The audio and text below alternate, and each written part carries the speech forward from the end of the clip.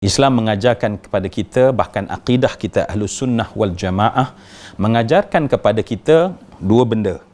Yang kedua-dua benda ini bukannya duduknya bertindan, tetapi dua benda yang berbeza. Satu yang namanya ikhtiar dan satu lagi yang namanya tawakal. Bukan kita kena pilih, aku kena ikhtiar ke, kena tawakal ke. Atau bila aku bertawakal, itu makna aku tak ikhtiar. Semua yang saya kasih sekalian, bagi akidah kita tidak pernah ada khilaf antara benda ini. Bukanlah satu benda yang kalau saya ini beria-ria menjaga seperti nasihat sekarang ni, ya, kita sanitize tangan kita beria-ria, kita jaga social distance, kita punya jarak kita, kemudian kawal diri kita. Bukankah itu membayangkan kita tak tawakal kepada Allah? Baik, itu kita katakan ialah satu benda yang berbeza. Ikhtiar adalah satu benda yang berbeza. Tawakal adalah satu benda yang berbeza yang kita kena lakukan serentak. Sebab ikhtiar adalah lahiriah kita, tindakan amali kita. Adapun tawakal adalah hati kita. So ada dua daerah yang boleh kita sekalikan pada satu masa, tidak perlu pun untuk kita gadaikan salah satu antara keduanya.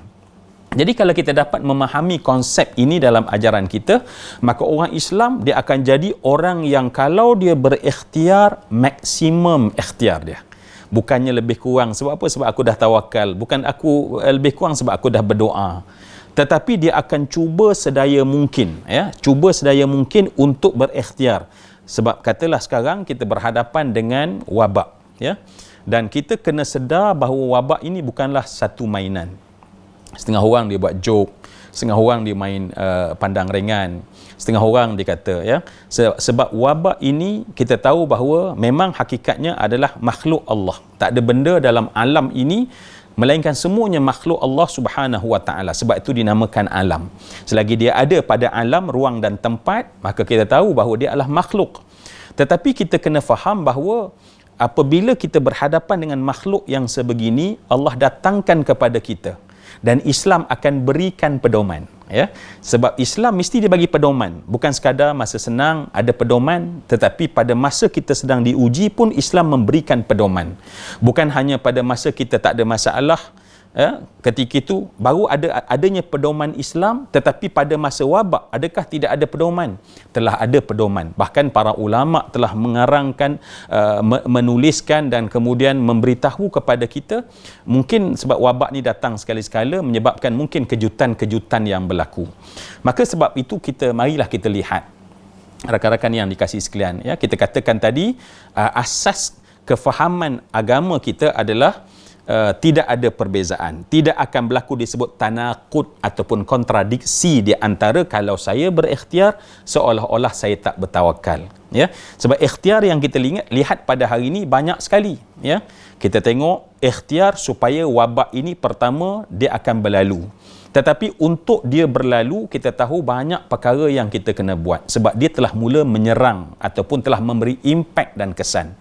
Dan apa yang kita lihat pada hari ini sebagai contoh, ya, saya berdoa, sambil saya bercakap ni kita berdoa sama-sama, merintih berdoa pada Allah atas nama hamba yang sangat lemah dan dhaif.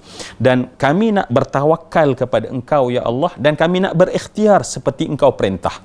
Bahkan Nabi SAW menyebut dalam hadis diriwayatkan oleh Imamul Bukhari dalam kes wabak taun yang berlaku pada zaman itu, bahawa Nabi kata bahawa orang yang menahan dirinya daripada dia duduk di rumah atau tak pergi ke tempat lain, dan kemudian sama ada dia terkena atau kemudian dia mati, maka dia akan mendapat ganjaran pahala yang sangat besar.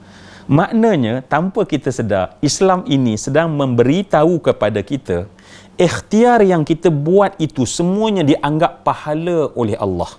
Kita kawal diri kita tak keluar daripada rumah, memang semua orang rasa extrovert, kita ni jenis orang yang aktif nak keluar, tetapi kita kawal diri kita kerana dia adalah perintah agama kita.